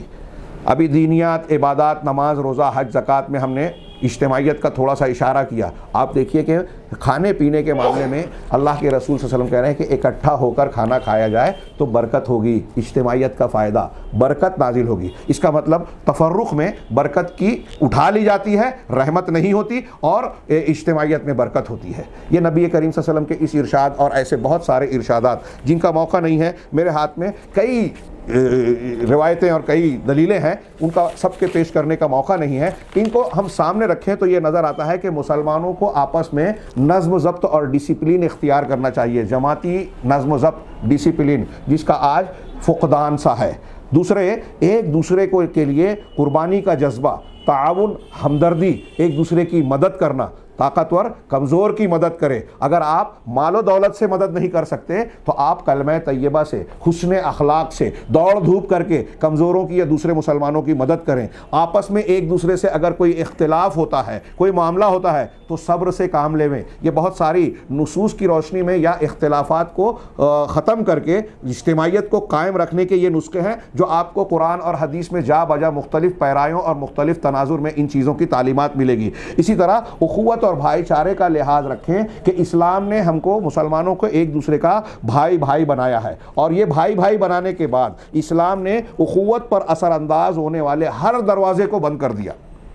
اخوت کو توڑنے والے، باہمی ہمدردی اور تعاون کو روکنے والی، مجروح کرنے والی چیزوں کا راستہ سد باب کر دیا، راستہ بند کر دیا اللہ تعالیٰ نے اور رسول اللہ صلی اللہ علیہ وسلم نے۔ ہاں، اور نفرت و عداوت کے جتنے بھی اسباب ہیں، نفرت و عداوت کے جتنے بھی اسباب ہیں، سب پر روک لگا دی، پابندی لگا دی۔ حسد، جلن، کینہ کپٹ، ایک دوسرے کا مذاق اڑانا، غیبت کرنا، چغلی کرنا، ہاں، ایک دوسرے کا ٹھٹھا کرنا، برے لقب سے پکارنا جس سے انسان کے دل کو تکلیف پہنچتی ہے، ان چیزوں کو ہم چھوٹی چھوٹی باتیں سمجھتے ہیں۔ حسد، جلن یا برے القاب سے پکارنا یا غیبت و چغلی کرنا آج ہمارے سماج میں مرد اور خواتین میں بہت عام ہے۔ عوام تو عوام، خواص میں بھی یہ چیز بالکل عام سا چلن بن گیا ہے، جو روزانہ کی خوراک بن گئی ہے، جبکہ ہم اور آپ اچھی طرح جانتے ہیں کہ غیبت کرنا مردہ بھائی کے گوشت کھانے کے مترادف قرآن نے قرار دیا۔ یہ اتنی بڑی بڑی برائیاں ہیں، گناہ کبیرہ ہے، ہم نے ان کو ہلکا اور آسان سا سمجھ لیا، اور یہ چھوٹی باتیں جو ہم چھوٹی سمجھتے ہیں، چھوٹی چیزیں بظاہر لگتی ہیں، یہ ہماری اجتماعیت کو زخم پہنچانے کا بہت بڑا سبب اور بہت بڑی وجہ بنتی ہیں، ایک دوسرے کے دل میں کینہ کپٹ پیدا کرتی ہیں، ایک دوسرے کے تعلق سے دشمنی پیدا کرتی ہیں۔ صلہ رحمی رشتوں کو جوڑنے کی کتنی زبردست تاکید ہے۔ لا يدخل الجنت قاطع، رشتہ کاٹنے والا جنت میں داخل نہیں ہوگا۔ اللہ کے رسول صلی اللہ علیہ وسلم نے فرمایا، بخاری مسلم کی حدیث ہے، یہ صرف بخاری کی تھی، اور بخاری مسلم کی دوسری حدیث ہے، من احب ان یبسط له فی رزقہ وینسأ له فی اثرہ فلیصل رحمہ، جو یہ چاہتا ہے کہ اس کے رزق میں برکت ہو، اضافہ ہو، اور اس کے روزی میں، اس کی عمر میں برکت ہو، تو چاہیے کہ اپنے رشتے کو جوڑے۔ ہاں، ان تمام دلائل کا تقاضا کیا بنتا ہے؟ ہاں، کہ اللہ تبارک و تعالیٰ نے مسلمانوں کو باہم شیر و شکر، ایک دوسرے کا ہمدرد، معاونین بنا کر بنایا ہے، جبکہ ہم نے ان تعلیمات کی بالکل مخالفت کی۔ ایک روایت پیش کر کے میں نتیجے کی باتیں کروں گا۔ اللہ کے نبی صلی اللہ قرآن مجید میں آپ ارشاد یہ جوئے اور شراب کے تذکرے میں پڑھتے ہیں سورہ مائدہ میں کہ انما یرید الشیطان ان یوقع بینکم العداوۃ والبغضاء فی الخمر والمیسر۔ ہاں، پوری آیت دیکھیے، موقع نہیں ہے، کہ شیطان یہ چاہتا ہے کہ جوئے اور شراب کے ذریعے سے تمہارے درمیان بغضا اور عداوت، دشمنی اور کینہ کپٹ پیدا کر دے۔ علامہ ابن تیمیہ اس کی شرح کرتے ہوئے کہتے ہیں، تفسیر کرتے ہوئے، کہ دیکھیے اللہ تعالیٰ کیا کہہ رہا ہے کہ شیطان یہ چاہتا ہے، یعنی کوئی انسان ذاتی طور پر، فطری طور پر اختلاف نہیں چاہتا۔ اختلاف، لڑائی جھگڑا اور تفرق میں لذت نہیں ہے۔ کچھ گناہ ایسے ہوتے ہیں جن میں لذت ہوتی ہے، کچھ گناہ ایسے ہیں جن میں لذت نہیں ہوتی، تو اختلاف اور انتشار میں بھی لذت نہیں ہے۔ ہاں، لہذا جس گناہ میں لذت نہیں ہوتی اس میں ذاتی یا فطری طور پر، طبعی طور پر انسان کی رغبت نہیں ہوتی۔ لذت جس میں ہوتی ہے وہ ہے شراب، جوا، زنا، ایسے گناہ۔ اللہ تعالیٰ نے فرمایا کہ یہ جو لذت والے گناہ ہیں، شراب خوری، شراب نوشی، جوا، قمار بازی، اس میں لذت اور مزہ آتا ہے۔ تو قرآن نے کہا کہ یہ لذت اور مزے والے جو گناہ ہیں، شیطان اس میں پہلے انسان کو مبتلا کرتا ہے، مسلمان کو، اور پھر اس کو ذریعہ بناتا ہے اس گناہ میں لے جانے کا جس میں لذت نہیں ہے، یعنی اختلافات کا، آپسی بغض و عناد کا۔ اس سے یہ بھی پتہ چلتا ہے کہ آپس کا جھگڑا، بغض و عناد، کسی مسلمان سے نفرت کو پالنا دل میں، کینہ کپٹ رکھنا، یہ چیز جو ہے نہ صرف اجتماعیت کے خلاف ہے بلکہ شراب نوشی اور قمار بازی، جوئے وغیرہ سے زیادہ بڑا گناہ ہے، کیونکہ شیطان شراب پینے والا سے صرف اس پر راضی نہیں ہو گیا کہ اس نے شراب پیا، بلکہ اس کو ذریعہ بنا کے آپس میں بغض و عناد لگاتا ہے۔ پھر آگے آیت میں کہا کہ ان کو اللہ کے ذکر سے اور نمازوں سے روکتا ہے۔ ہاں، سنن کی ایک روایت ہے جو صحیح درجے کی ہے، اللہ کے رسول صلی اللہ علیہ وسلم نے فرمایا کہ کیا میں تم کو نماز، روزہ، صدقہ، امر بالمعروف اور نہی عن المنکر سے بھی زیادہ اونچے افضل عمل کو نہ بتاؤں، اس سے زیادہ درجے فضیلت والے عمل کو نہ بتاؤں؟ الا هل الا انبئکم بافضل من درجات الصیام والصلاۃ والصیام والصدقۃ والامر بالمعروف والنہی عن المنکر. تو صحابہ نے کہا نیکی کے خیر کے تو وہ حریص تھے، انہوں نے کہا کیوں نہیں اللہ کے رسول، بلا یا رسول اللہ. تو آپ نے یہ عمل بتایا کیا؟ کہا قال اصلاح ذات البین، آپس کے تنازعات اور جھگڑوں کی اصلاح کرنا. قال فإن فساد ذات البین ہی الحالقہ، اس لیے کہ آپس کے معاملات میں خرابی کا ہونا یہ حالقہ ہے، حلق کر دینے والا ہے، یعنی بال کو مونڈ دینے والا، اللہ معاف کیجئے گا مونڈ دینے والا ہے. اللہ کے رسول نے آگے فرمایا کہ میں یہ نہیں کہتا کہ بالوں کو مونڈنے والا، ولیکن تحلق الدین، بلکہ یہ دین کو مونڈ دینے والا ہے. یہ آپس کا اختلاف فساد دین کا خاتمہ کر دینے والا ہے. آج مسلمانوں کی جماعت کچھ لوگ شرک و بدعت کر کے اپنی نیکیوں کو برباد کرتے ہیں، اور کچھ لوگ اختلافات کر کے دین کو منڈوا دیتے ہیں. یا تو عمل کو برباد کرتے ہیں یا اختلافات میں اپنا وقت اور صلاحیت اور اپنی کوششیں لگا کر اپنے نیک کاموں سے اپنے آپ کو دور رکھتے ہیں. نتیجہ کیا نکلتا ہے؟ وہی جو شرک اور بدعات کے ذریعے سے. اللہ کے نبی صلی اللہ علیہ وسلم کے ان ارشادات کی روشنی میں ہمیں جو معلوم ہوتا ہے کہ مسلمانوں کا دین اور دنیا میں ساری کی ساری مصلحتیں جماعت اور اجتماعیت کے بغیر مکمل نہیں ہو سکتی. ایسی جماعت جو کہ کسی امام اور نظام پر اکٹھا ہو، جن کی بات سنی جائے، اس کو مرکزیت دی جائے اور ان کی اطاعت و فرما برداری کی جائے، کیونکہ اللہ کے رسول صلی اللہ علیہ وسلم نے فرمایا کہ اختلاف جو ہے وہ رحمت ہے، اور جو ہے اتحاد اجتماعیت جو ہے رحمت ہے، اور اختلاف اور فرقہ بندی یہ شر ہے، فساد ہے، فتنہ ہے. اللہ کے نبی صلی اللہ علیہ وسلم کا ارشاد ہے الجماعت رحمت والفرقۃ عذاب. امام احمد وغیرہ نے اس کو نقل کیا. حضرت عبداللہ ابن مسعود رضی اللہ تعالیٰ عنہ کا ایک جملہ آب زر سے لکھنے کے قائل ہے. انہوں نے فرمایا کہ ما تکرہون فی الجماعت خیر مما تحبون فی الفرقہ. کہہ رہے ہیں کہ اجتماعیت میں جس چیز کو تم ناپسند کرتے ہو، اکٹھا رہنے میں، اتحاد و اتفاق میں جو چیز تمہیں بری معلوم ہوتی ہے، وہ بری محسوس ہونے والی چیز اس سے کہیں زیادہ بہتر ہے جو اختلاف کی شکل میں تم کو پسند ہے. اختلاف میں جو چیز کو تم پسند کرتے ہو وہ اتحاد کی ناپسندیدہ چیزوں میں زیادہ محبوب ہے. علامہ ابن تیمیہ کہتے ہیں کہ لوگوں پر اجتماعیت کو قائم کرنا، ولایت کو قائم کرنا دین کے اہم ترین واجبات میں سے ہے. دیکھیے اس جملے کا کچھ لوگ یہ مطلب لیتے ہیں کہ دین کا مقصد ہے کہ اقامت دین کیا جائے. اقامت دین یا حکومت کا قائم کرنا یہ ہمارے مقاصد میں نہیں ہے. یہ ہمارے دین پر عمل کرنے، صحیح عقیدہ اور عمل صالح اگر اختیار کیا جائے تو اللہ کا وعدہ ہے وعد اللہ الذین آمنوا منکم وعملوا الصالحات لیستخلفنہم فی الارض کما استخلف الذین من قبلہم. یہ اللہ کا نتیجہ ہوگا. ہمارے دین کا، ہماری دعوت کا مطمح نظر اور مقصود غائی اس کو بنانا یہ انبیاء کرام علیہ الصلوۃ والسلام کے طریقے کے خلاف ہے. تو اگر مسلمانوں کا جماعتی ڈھانچہ ہے تو یہ واجبات میں سے ہے، کیونکہ دین اور دنیا کا کوئی بھی خیر، کوئی بھی معاملہ جو ہے اس کے بغیر مکمل نہیں ہو سکتا اجتماعیت کے بغیر. اس لیے کہ انسانوں کی ساری مصلحت اجتماعیت سے جڑی ہوئی ہے. کوئی چھوٹی سے چھوٹی بھی جو حاجت ہے انسان کی وہ ایک دوسرے کے تعاون اور مدد کے بغیر پوری نہیں ہو سکتی. چنانچہ آپس میں یہ ایک دوسرے سے مل کر نیکی کو حاصل کرنے، بھلائیوں کے حصول اور نقصانات سے بچانے کے لیے مدد کر سکتے ہیں ایک قوت بن کر. کیونکہ ان میں سے ایک انسان، جماعت کا کوئی ایک آدمی ان تمام چیزوں پر کہ تمام مسلمانوں کے لیے نفع کو حاصل کر لے، نقصانات کا دفع کر دے، یہ ممکن نہیں ہے. چنانچہ ضروری ہے کہ اجتماعیت اختیار کیا جائے. یہاں تک کہ نبی کریم صلی اللہ علیہ وسلم نے فرمایا کہ اگر تم سفر میں ہو، 3 لوگ ہوں، تو تم میں سے ایک آدمی کو امیر بنا لو. آگے جو ہے شرح جو ہے بیان کی وہ میں نے تھوڑا سا اس کا تذکرہ کیا، وقت نہیں ہے، اس لیے میں ایک دو اقتباس پیش کرنا چاہتا ہوں کہ مسلمانوں کے امت، افراد اور مختلف جماعتوں اور خاص طور سے نوجوانوں کی جو لوگ سرپرستی کرتے ہیں، آج کل اسلام پسندی کا جو ڈھنڈورا پیٹتا ہے، ان لوگوں پر لازم ہے کہ جن لوگوں نے شباب کی مصلحت کو سامنے رکھا ہے کہ یہ بات لوگوں کو بتائیں کہ اس امت کا آخری حصہ بھی اسی چیز سے فلاح پا سکتا ہے کامیاب ہو سکتا ہے جو پہلا حصہ جس بنیاد پر کامیاب ہوا، یعنی صحابہ کرام کا۔ ہاں، چنانچہ ضروری ہے کہ اگر ہم اصلاح کی بات کر رہے ہیں، مسلمانوں یا دنیا کے اندر دعوت و تبلیغ کا کام کرنے جاتے ہیں، تو سیاسیات کا راستہ یا دوسرے وہ راستے جو لوگوں نے آج تحریکیت اور دوسرے ناموں پر خارجیت اور جمہوریت کے قالب میں اختیار کر رکھے ہیں، وہ طریقہ صحیح نہیں ہے، بلکہ اللہ کے نبی صلی اللہ علیہ وسلم اور صحابہ کرام کا کہ عقائد اور اخلاق ایمانی پر جو ہے استوار کر کے لوگوں کو تقوی اور پرہیزگاری پر تربیت کی جائے، اجتماعیت اختیار کی جائے، اللہ کی کتاب اور سنت رسول کو بنیاد بنا کر اس سے روشنی حاصل کی جائے، اور اس سلسلے میں علماء جو نصیحت کرنے والے، علم و زہد تقوی میں معروف ہیں، ان سے تعلق قائم کیا جائے، اور ایسے بدعتی دکھاوا کرنے والے، آج کل جو بہت شہرت اور گلیمر والے جو ٹی وی چینل پہ اور کلپس لے کر آتے ہیں، ان کے بہت سارے لاکھوں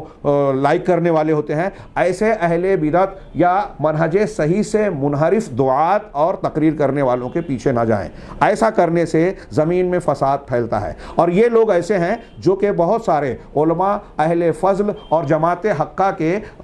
کام کرنے والے جو لوگ صحیح دین پر کام کر رہے ہیں، اہل الحدیث سلفی، ان پر طعن و تشنیع کرتے ہیں، ان پر الزامات لگاتے ہیں، اور اس کا نتیجہ یہ نکلتا ہے کہ حقیقی طور پر جماعت اسلامی کے سلسلے میں جو اسلامی جماعت حقیقی طور پر ہے، اس کے اندر تفرق پیدا ہوتا ہے۔ ہاں، یہ دین اسلام اور دعوت کا طریقہ نہیں ہے۔ ایک اقتباس کا حاصل یہ ہے کہ قاعدہ یہ ہے کہ آپ اگر کسی عمارت کو مضبوط بنانا چاہتے ہیں تو آپ اس عمارت کی چوٹی، اس کی اوپری حصوں، اوپری منزلوں اور دیواروں پر محنت نہیں کرتے، بلکہ آپ اگر چاہتے ہیں کہ وہ عمارت مضبوط ہو تو بنیادوں پر محنت کرتے ہیں۔ ہاں، یعنی اسی طریقے سے لوگوں کی تعمیر کرنے کے لیے بنیاد کو مضبوط بنانا ہوگا، یعنی آپ لوگوں کے دلوں سے پہلے ایک دوسرے کے خلاف کینہ کپٹ، تکبر، انانیت، حسد اور جو شبہات اور شہوات کے فتنے دلوں میں جڑ پکڑتے ہیں، ان کا علاج کریں، پھر مسلمانوں کی جماعت اور نظام سے جوڑنے کی بات کریں، اور پھر مسلمانوں کے لیے خیر اور نصیحت کا پہلو سامنے رکھ کر ان کے حق میں دعا کا عادی بنائیں، اور جو چیزیں تمرد، سرکشی اور مسلمانوں کے خلاف خروج کرنے اور مسلمانوں کی قدر و قیمت اور عزت کو گھٹانے والی ہیں، امر بالمعروف نہی عن المنکر کو روکنے والی ہیں، ان چیزوں سے گریز کرنے کی تربیت دیا جائے۔ یہ شرعی ضوابط کے طریقے پر کیا جائے، اس لیے کہ مفاسد سے بچنا مصالح اور فائدے حاصل کرنے کے مقابلے میں زیادہ اہم ہے۔ مسلمانوں کو نقصان پہنچے، اس سے ہم کو بچنا ضروری ہے بنسبت اس کے کہ فائدہ حاصل کیا جائے۔ یہ حکومت کا معاملہ بھی اس سے جڑا ہوا ہے، جیسے تم رہو گے ویسے تمہارے اوپر حکومت بنے گی، اسی قاعدے کے تحت آتا ہے۔ شیخ ابن باز یہاں کچھ اقوال ایسے ہیں جس میں یہ کہا گیا ہے کہ مسلمانوں پر اللہ کے رسول صلی اللہ علیہ وسلم نے یہ فرض کیا ہے کہ وہ ائمہ مسلمین کے حق میں دعائے خیر کریں۔ اللہ کے رسول صلی اللہ علیہ وسلم نے تو یہاں کچھ لوگوں نے استدلال کیا کہ ایسے قبائل کے لیے دعا کی جو گمراہ تھے، کافر تھے، اللہم اہد دوسن وأت بہم، وہ مسلمان ہو کر آ گئے۔ تو علماء کہتے ہیں کہ جب غیر مسلم آدمی دعا کے لائق ہے کہ ہدایت پائے، تو مسلمانوں کا امام، مسلمانوں کے بڑے علماء اور ان کے ذمہ داران تو بدرجہ اولا دعا کے لائق ہیں۔ امام احمد کہتے ہیں کہ اگر مجھے یہ پتہ چل جائے کہ میری ایک دعا اللہ قبول کرے گا تو میں سلطان کے لیے، مسلمانوں کے حاکم کے لیے کروں گا، اس لیے کہ امام کا صحیح ہونا تمام امت کے فائدہ مند ہے، کے لیے فائدہ مند ہے۔ یہاں ایک دو روایتیں میں پیش کروں، 3-4 روایتیں ہیں، میں صرف آخری روایت پیش کر کے علامہ ابن تیمیہ کا ایک قول پیش کروں گا کہ اللہ کے رسول صلی اللہ علیہ وسلم کی ایک لمبی حدیث کا حصہ ہے کہ اللہ تعالیٰ تم سے 3 چیزوں کو پسند کرتا ہے۔ سامعین کرام، 3 چیزوں کو پسند کرتا ہے، اللہ کے رسول صلی اللہ علیہ وسلم کا فرمان ہے۔ کیا ہے؟ پہلی چیز، ان تعبدوا اللہ ولا تشرکوا بہ شیئا، کہ اللہ کی عبادت کرو اور اس کے ساتھ کسی کو شریک نہ ٹھہراؤ۔ دوسرا، وان تعتصموا بحبل اللہ جميعا، اور دوسری چیز یہ کہ تم اللہ کی رسی کو مل کر مضبوطی سے پکڑ لو۔ وَأَن تَنَاصَحُوا مَنْ وَلَّاكُمُ اللَّهُ أَمْرَكُمْ، اور یہ کہ تم اللہ تعالیٰ نے جن کو تمہارا والی بنایا ہے، ذمہ دار اور کفیل و سرپرست بنایا ہے، تم ان کے ساتھ باہمی خیر خواہی کا سلوک کرو۔ یہ روایت جو ہے صحیح الجامع سے یہاں نقل کی ہے، بخاری مسلم میں مختلف الفاظ سے یہ روایت موجود ہے۔ شیخ الاسلام علامہ ابن تیمیہ کہتے ہیں اب 3 چیزیں دیکھیے، پہلا توحید، اللہ کے سے عبادت کرو، شریک نہ کرو۔ دوسرا، اجتماعیت، کہ سب مل کر اللہ کی رسی کو مضبوطی سے پکڑو۔ اور تیسرا، اجتماعیت قائم ہو جانے کے بعد امام مسلمین کے ساتھ خیر خواہی برتنا۔ امام کو چاہیے کہ وہ لوگوں کے حقوق کا لحاظ رکھے، ایسا نہیں کرے گا تو اس کے لیے قرآن و حدیث میں سخت وعیدیں ہیں۔ عوام کو چاہیے کہ امام کی سمع و اطاعت اور مرکز اجتماعیت کے نظام کے ساتھ جڑے رہیں، اس لیے اگر ایسا نہیں کرتے تو وہ جاہلیت کی موت مریں گے اور جنت سے محروم رہیں گے۔ شیخ الاسلام علامہ ابن تیمیہ اس روایت کی روشنی میں کہتے ہیں کہ ان احادیث نے، یہاں ایک ہی حدیث میں نے پیش کی، اوپر اور بھی کئی حدیثیں ہیں، ان احادیث نے 3 خصلتوں کا ذکر کیا ہے۔ ایک اللہ کے لیے عمل کو خالص کرنا جس کو ہم توحید کہتے ہیں، ہاں، دوسرے اولو الامر ذمہ داران قوم کے لیے خیر خواہی برتنا، اور تیسرا لزوم و جماعت المسلمین، مسلمانوں کی جماعت کو لازم پکڑنا۔ وہذہ الثلاث، یہ 3 چیزیں ایسی ہیں جو دین کے اصول اور قواعد کو اپنے اندر جمع کرتی ہیں اور تمام حقوق کو، اللہ کے حقوق اور بندوں کے حقوق کو اکٹھا کر کے دنیا اور آخرت کی مصلحتوں کو اپنے اندر پیرو لیتی ہیں۔ یہ 3 چیزیں دنیا اور آخرت کے تمام مصلحتوں کو اپنے اندر پلوتے ہیں۔ اس میں اللہ کے حقوق بھی آ گئے، بندوں کے بھی۔ شیخ الاسلام محمد بن عبد الوہاب رحمہ اللہ ان 3 خصلتوں کے بارے میں کہتے ہیں کہ لوگوں کے دین میں خلل اگر واقع ہوتا ہے اور دنیا میں بھی خلل واقع ہوتا ہے تو انہی 3 چیزوں میں سے یا ان 3 میں سے کسی ایک میں خلل واقع ہونے کی بنیاد پر حاصل کلام کے طور پر اس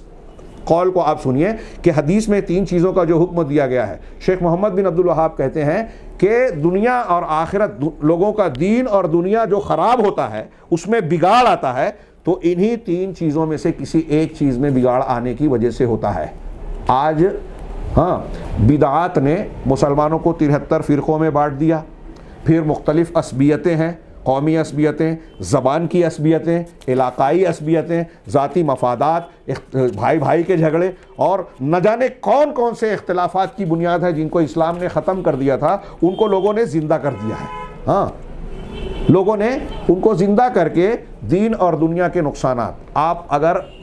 مسلمانوں کی تاریخ دیکھیں، موجودہ حالات دیکھیں، ہم جگہ جگہ مارے جا رہے ہیں، کاٹے جا رہے ہیں، سازشوں کے شکار بنائے جا رہے ہیں۔ یہ اختلافات کا نتیجہ ہے۔ علامہ ابن تیمیہ رحمہ اللہ نے ایک جملہ کہا تھا کہ مسلمانوں کے درمیان، مسلمانوں کے لیے جو مصیبتیں ہیں، ان مصیبتوں میں اہل بدعت بعض اوقات کافروں سے زیادہ بڑی مصیبت اور نقصان والا کا ذریعہ بنتے ہیں۔ اس کا ذکر کر کے ایک عرب عالم کہتے ہیں کہ اہل بدعت کیسے، کہ میں نہیں جانتا کہ نبی کریم صلی اللہ علیہ وسلم نے خوارج کو جہنم کے کتے کیوں کہا۔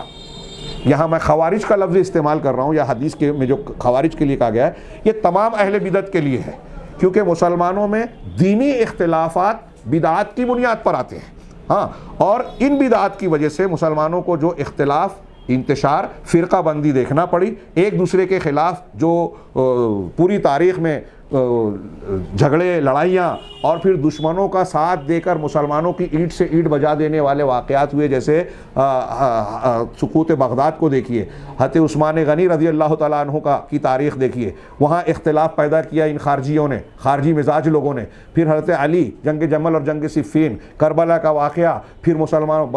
بنو امیہ، بنو عباس، اور بعد کے ادوار حکومت میں مسلمانی کو حکومت شان و شوکت کو جتنا نقصان آپسی اختلاف اور دینی اختلافات نے پہنچایا، کہیں حکومت کی خواہش نے، کہیں دینی اور مسلکی اختلاف نے، اور کہیں دوسری عصبیتوں نے، جتنا نقصان مسلمانوں کو اس اختلاف نے پہنچایا کسی دوسری چیز نے یا کسی دشمن نے، یہود و نصارہ نے بھی نہیں پہنچایا۔ الجزائر میں جو مسلم انتہا پسندی اختیار کرنے والے لوگوں نے، جو جنگ باز لوگ تھے، مسلح قوتیں، انہوں نے کچھ شہروں میں جو ہے جمعہ کی نماز سے روک دیا۔ شیخ ابن باز سے کچھ لوگوں نے کہا کہ کیا ان کا یہ عمل ٹھیک ہے؟ تو انہوں نے حیرت سے کہا کیا انہوں نے جمعہ کی نمازوں سے لوگوں کو روک دیا؟ یہ فرانسیسی، فرانس، برطانیہ اور یہودیوں کو بھی یہ طاقت نہیں ہو سکی کہ مسلمانوں کو جو ہے روک سکیں، یعنی کافروں نے یہ نہیں کیا، اور ان مسلمانوں نے خارجی فکر کی بنیاد پر جو ہے جمعہ کے نمازوں سے روک دیا لوگوں کو۔ آج جو ہے مسلمانوں میں جو اختلافات پائے جاتے ہیں، پرانی خارجیت اور جدید دور کی جمہوریت، اس نے اسلام پسندی کے ساتھ جڑ کر جو ہے مسلمانوں کے اختلاف کے اتحاد اور اجتماعیت کو پارا پارا کر رکھا ہے۔ آپ اس فکر کو اس قول کی نظر سے دیکھیے، جو میرے پاس وقت زیادہ ہو چکا ہے، میں سمجھ رہا ہوں، آخر باتیں کہہ رہا ہوں، کہہ رہے ہیں کہ میں نہیں جانتا کہ اللہ کے رسول صلی اللہ علیہ وسلم نے خوارج کو جہنم کے کتے کا لقب جو دیا، کیوں دیا؟ شاید اس کی وجہ یہی ہے کہ یہ خوارج جو ہیں یہ مسلمانوں کے اندر ایک دوسرے کو کافر قرار دینے، ایک دوسرے کو قتل کرنے اور یہاں تک کے لیے پورا زور لگاتے ہیں۔ یہ خوارج ایک دوسرے کو کافر قرار دینے، ایک دوسرے کو قتل کرنے میں، نقصان پہنچانے میں، اور جتنے اہل بدعت ہیں دیکھیے سب کا یہی وتیرہ ہے۔ ہاں، اور یہ امت کے جو ہے ہاتھوں سے مارتے ہیں۔ ہاں، کہا یہاں تک کہ ایک دوسرے کو کافر قرار دیتے ہیں، جیسے کہ کتے اپنے لیے اجنبی محسوس کرنے والے، وہ چاہے دوسرا کتا ہو دوسرے محلے کا یا دوسری شخصیات ہوں، جن کو وہ کتے اجنبی محسوس کرتے ہیں، ان پر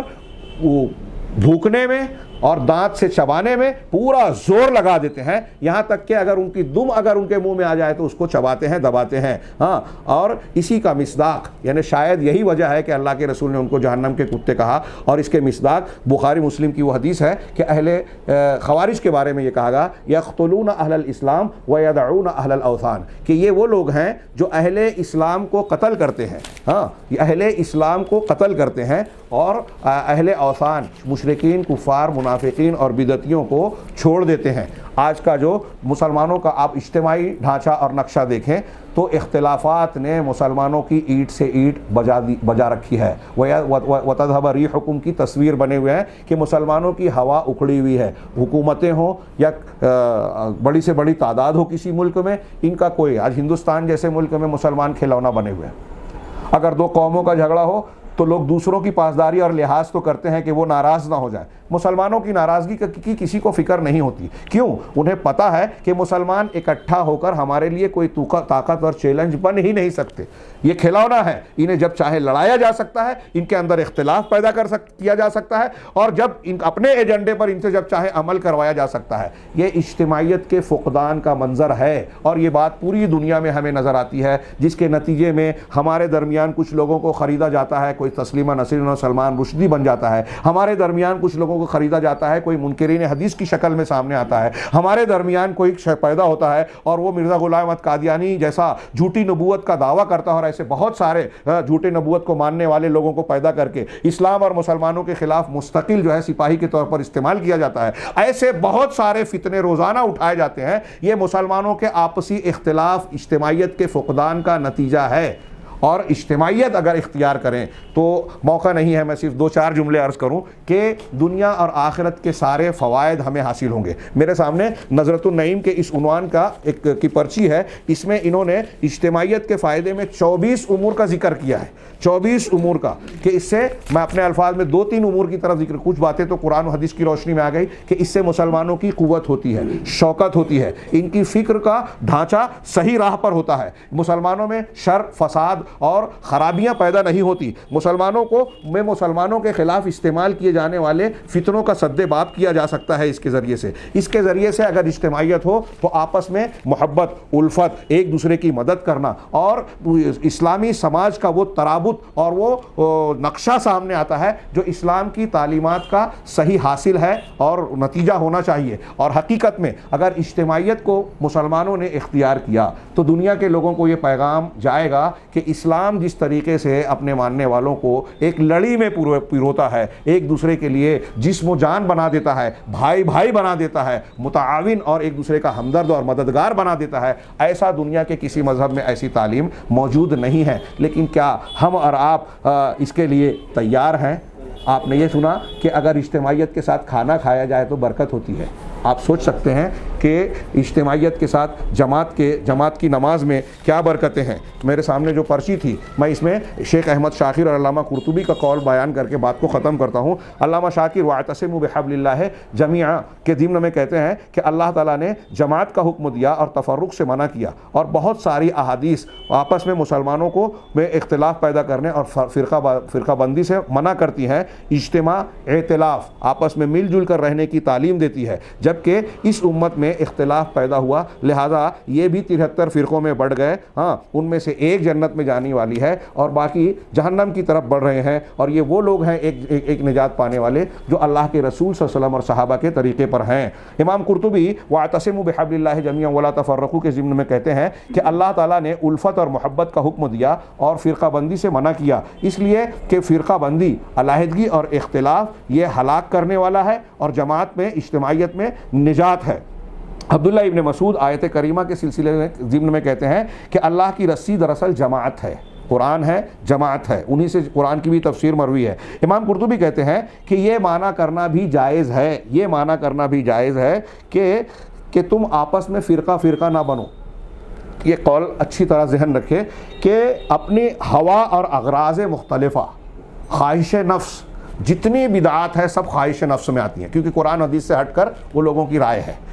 تو بدعات اور خواہشات اور دنیا کی مختلف اغراض، کوئی انانیت کی وجہ سے، کوئی اقتدار کی چاہت میں، کوئی کسی اور چیز کی چاہت میں، اس مقصد کے تحت مسلمانوں کی اجتماعیت اور ملی مفاد کو جو ہے وہ ٹھوکر مارتا ہے، ضرب لگاتا ہے۔ اپنے ذاتی مفاد کو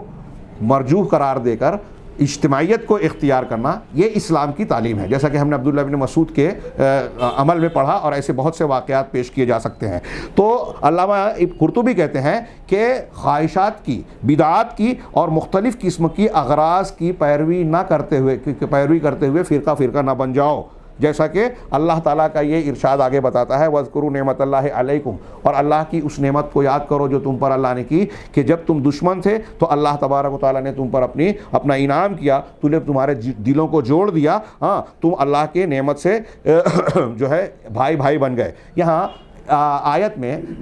شیخ نے بہت اچھی ایک بات کہی کہ آیت میں فروعات میں اختلاف کی ممانعت نہیں ہے، ہاں اس لیے کہ جس چیز پر لأن الاختلاف، اختلاف برا وہ ہے جس میں ائتلاف اور جمعیت کو نقصان پہنچتا ہو، ہاں اس مسائل اجتہاد ایسے نہیں ہیں۔ اجتہادی مسائل اور اختلاف اگر کسی کے بیچ ہوتا ہے تو اس کے باوجود، اس اختلاف کے باوجود محبت، یگانگت، اجتماعیت قائم رہنی چاہیے، جیسا کہ صحابہ کرام میں تھا کہ فہم کا، استنباط کا بہت سارا اختلاف ہوا لیکن ان کی محبت ایک دوسرے سے نہیں گھٹی، ایک دوسرے کے خلاف فتوے نہیں دیے کہ اس سے شادی نہیں کی جا سکتی، ان کے گھر نہیں جا سکتے، ان کی مسجد الگ ہو، ان کی مسجد الگ ہو۔ اس کے بعد علامہ ابن کثیر رحمہ اللہ کی بھی تفسیر انہوں نے نقل کی، اور اس میں بھی انہوں نے اختلاف و تفرق کے ضمن میں 73 فرقوں کا تذکرہ کیا اور یہ بتایا کہ اتحاد اور اجتماع قرآن اور حدیث کو مضبوط پکڑنے میں ہے، بدعت و خرافات سے بچنے میں ہے۔ امام شافعی کے قول پر میں خاتمہ کروں، امام شافعی کا قول پیش کیا احمد شاکر صاحب نے، انہوں نے یہ بتایا، میں صرف اپنے الفاظ میں اس کا خلاصہ بیان کروں کہ ایک مسجد میں امام شافعی کہتے ہیں کہ میں اس بات کو ناپسند کرتا ہوں کہ ایک مسجد میں اگر نماز جماعت سے ہو رہی ہے تو ایک جماعت کے بعد دوسری جماعت کھڑی کی جائے۔ کہتے ہیں کہ اگرچہ اس کا جواز موجود ہے لیکن میں اسے ناپسند کرتا ہوں کہ اس کی اجازت دی جائے، الا یہ کہ واقعی کسی کی چھوٹی ہو اور پہلی جماعت میں شریک کوئی آدمی تصدق کرتے ہوئے، جیسا کہ صحابہ کا عمل تھا، اس کے ساتھ اجتماعیت کا پڑھے۔ کیوں؟ اس لیے کہ اگر دو جماعتوں کی اجازت دی جائے تو اس میں اختلاف کا امکان ہے کہ ایک آدمی ایک نماز پڑھنے کے بعد دوسری جماعت میں شریک، پہلی جماعت میں حاضر نہ ہو اور دوسری جماعت کا انتظار کرے۔ یہاں جو اجازت ملی ہے وہ اس طریقے سے ملی ہے کہ جس آدمی کی نماز چھوٹ رہی ہے وہ اس لیے نہیں چھوٹ رہی ہے کہ پہلی جماعت میں وہ شریک نہیں ہونا چاہتا، اجتماعیت سے الگ ہونا چاہتا ہے، اس کے پاس کوئی عذر تھا، اب وہ دیر سے آیا، پہلی جماعت کا شریک کوئی آدمی اس کے ساتھ پڑھ رہا ہے تو یہ اس کے لیے اجر و ثواب اور صدقے کی بات ہوئی، اجر بڑھانے کی بات ہوئی۔ لیکن اگر اس کی اجازت دی جائے تو اتحاد پر، اجتماعیت پر ضرب لگتی ہے۔ علامہ احمد شاکر نے ان کے امام شافعی کی اس بات پر بہت لمبی چوڑی تفصیل بیان کی، اور انہوں نے کہا کہ یہ امام شافعی کی انتہائی گہری دینی بصیرت، ہاں اور ایسی تو علم اور گہرائی پر دلالت کرتا ہے جس سے اچھے عوام تو کیا علماء بھی محروم ہیں۔ دین کی تعلیمات کے یہ موتی بہت کم لوگوں کو نصیب ہوتے ہیں۔ اور پھر انہوں نے بیان کیا کہ دراصل امام شافعی کہنا یہ چاہتے ہیں کہ پہلی جماعت اور اجتماعیت کی اہمیت کم نہ ہو، اس طرح سے دوسری جماعت کی اجازت نہیں ہونی چاہیے۔ وہ اس کو ناجائز نہیں کہہ رہے ہیں، ہاں لیکن اس کے آگے وہ بیان کرتے ہیں کہ ہم نے مصر میں ایسا نقشہ دیکھا ہے کہ ایک ہی مسجد میں لوگوں نے اجازت لے کر دو جماعتیں کھڑی کر رکھی ہیں، ایک حنفی امام، ایک شافعی امام، ہاں اب حنفی جماعت اگر کھڑی ہوئی ہے تو شافعی انتظار کر رہا ہے جماعت کے ہوتے ہوئے اس میں شریک نہیں ہوتا کہ میرا امام نہیں پڑھا رہا ہے. ہاں اس کی انہوں نے کچھ تفصیلات بیان کی اور پھر یہ بتایا کہ ہم نے دیکھا کہ حرم مکی میں بھی لوگوں نے 4 مصلے بنا رکھے تھے جو واتخذوا من مقام ابراہیم مصلی سے ہٹ کر تھا. ہاں یہ کتنی حیرت کی بات اور تعجب کی بات تھی اور یہ مسلمانوں کے لیے ڈوب مرنے کی بات تھی کہ جس مرکز جس قبلہ اور کعبہ کو اللہ تبارک و تعالیٰ نے دنیا کے تمام مسلمانوں کے لیے مرکز اتحاد و اجتماع بنایا تھا وہیں جو ہے لوگوں نے شیطان نے جو ہے اختلاف ڈال دیا. ہمارے ایک استاذ کہا کرتے تھے کہ جس وقت 4 مصلے تھے حرم میں ہو سکتا ہے ابلیس جو ہے اللہ تعالیٰ کو خطاب کر کے کہتا ہوگا کہ اللہ تعالیٰ دیکھ جس چیز کو تو نے اتحاد کا مرکز بنایا تھا میں نے وہی تیرے بندوں کو 4-5 گروہوں میں تقسیم کر دیا. ہاں اللہ کا احسان اور اس کے حمد و ثنا کا مقام ہے کہ اس نے توفیق دی بعد کے مسلمانوں کو جنہوں نے اس 4 مصلے کی اختلافی گندگی کو جو ہے حرم مکی سے صاف کیا. ایسے ہی ضرورت ہے کہ ہم اپنی صفوں سے اختلافات کی بنیادوں کو اٹھا کر پھینک دیں. اللہ کے نبی صلی اللہ علیہ وسلم نے ایک لمبی حدیث میں بیان کیا نا کہ کوئی مسلمان کسی کی تکلیف کو ہٹاتا ہے تو اللہ تعالیٰ اس کی تکلیف ہٹاتا ہے. جب تک کوئی مسلمان کسی کی مدد کرتا ہے بھائی کی تو اللہ اس کی مدد میں رہتا ہے. آخر میں اللہ کے رسول صلی اللہ علیہ وسلم نے کہا کہ اگر مسلمان کسی جگہ اکٹھا ہو کر آپس میں دین سیکھتے سکھاتے ہیں ہاں باہم دین کا دور کرتے ہیں اور جو تو فرشتے ان کو گھیر لیتے ہیں اللہ کی رحمت ان پر چھا جاتی ہے اللہ تعالیٰ ان کی مغفرت فرماتا ہے. یہ سب اجتماعیت کے فوائد میں ایک جملہ ہے کہ فرشتے گھیر لیتے ہیں فرشتے اکٹھا جو ہے ان کو رحمت ان کو گھیر لیتی ہے. پھر نماز میں جب اکٹھا ہوتے ہیں تو ان کو کیا کیا فائدے ملتے ہیں. اجتماعیت کے نماز کی جماعت کے ساتھ نماز پڑھنے میں اجر بڑھ جاتا ہے فرشتوں کی دعائیں ملتی ہے. ہاں اکیلے نماز کے مقابلے میں 27 گنا یہ نماز کا اجر و ثواب بڑھ جاتا ہے. یہ چند باتیں میں نے کہیں ہو سکتا ہے کچھ باتیں منتشر سی ہو گئی ہوں بعض پہلو باقی رہ گئے ہوں لیکن میں نے جو کچھ پیش کیا ہے اس کی نظر اس کی روشنی میں ہم یہ سمجھ سکتے ہیں کہ مسلمانوں کے لیے دنیا اور آخرت کے تمام فوائد کی بنیاد اجتماعیت میں ہے. ہاں جماعت حقہ سے جڑنا ان کا تعاون کرنا دیگر مسلمانوں کے ساتھ مل جل کر رہنا. اور آج کل جو یہاں ایک جملے میں کہوں جو ایک لمبی بحث کا متقاضی تھا کہ اگر مسلکی اختلافات ہیں لیکن مسلمان ہونے کی حیثیت سے جو آج بہت سارے چیلنجز ہمارے سامنے آتے ہیں وہاں کم سے کم باہمی مشترکہ مفادات کو سامنے رکھ کر ہاں اجتماعیت کا ایسا ڈھانچہ پیش کیا جائے کہ مسلمان ہمارے ان اختلافات کو غیر مسلم طاقتیں ہمارے ان اختلافات کو ذریعہ اور چارہ بنا کر ہمیں شکار نہ کریں جیسا کہ آج ہو رہا ہے. اس سلسلے میں مسلمانوں کے جو خواص ہیں اہل علم ہیں ذمہ داران ہیں ان کو سر جوڑ کر بیٹھنا چاہیے. میں نے تقریر کی آپ نے سن لیا کسی پر تنقید کر دی یہ اس کا حل نہیں ہے. اس کا حل یہ ہے کہ ہم مزاج بنائیں اسلامی تربیت کریں اجتماعیت کے فوائد لوگوں کو بتائیں اس کی کتنی شدت سے قرآن و حدیث نے تعلیم دی ہے اس پر اس کو اپنے تعلیم اور اپنے روزمرہ کی تربیت کا ایک حصہ بنائیں مزاج بنائیں. ہمارے جمعہ کے خطبے دروس اور دوسرے ساری چیزیں اور اس کی سب سے بہترین طریقہ ذریعہ جو ہے کہ عقیدہ توحید اور عقائد پر زیادہ سے زیادہ زور دیا جائے. یہ انبیاء کا طریقہ ہے. جب عقائد پر محنت کی گئی اور اس پر تربیت کی گئی تو جن لوگوں نے توحید کو اختیار کیا نبی صلی اللہ علیہ وسلم کی نبوت اور حقوق کو سمجھا وہ ایک دوسرے کے بھائی بن گئے ایک دوسرے کے لیے بنیان مرصوص بن گئے. اللہ کے رسول نے فرمایا کہ مسلمان کے لیے ایک جسد واحد ہے ایک عمارت ہے. ویسے ہی ہم بن سکتے ہیں جب ہم صحیح بنیادوں پر تعلیم و تربیت کریں اور اس کا اسلامی تعلیمات کو اپنی زندگی میں نافذ کرنے کی کوشش کریں. اللہ تعالیٰ سے دعا ہے کہ وہ ہمیں دین کو صحیح طریقے سے سمجھنے کی توفیق عطا فرمائے اور سمجھ کر اس پر عمل کرنے کی توفیق عطا فرمائے اور اپنے گرد و پیش سے لے کر دیگر لوگوں تک صحیح اسلامی تعلیمات کو اپنی طاقت اور علم کے مطابق پہنچانے کی توفیق دے. وآخر دعوانا ان الحمد للہ رب العالمین وصلی اللہ علی نبینا محمد.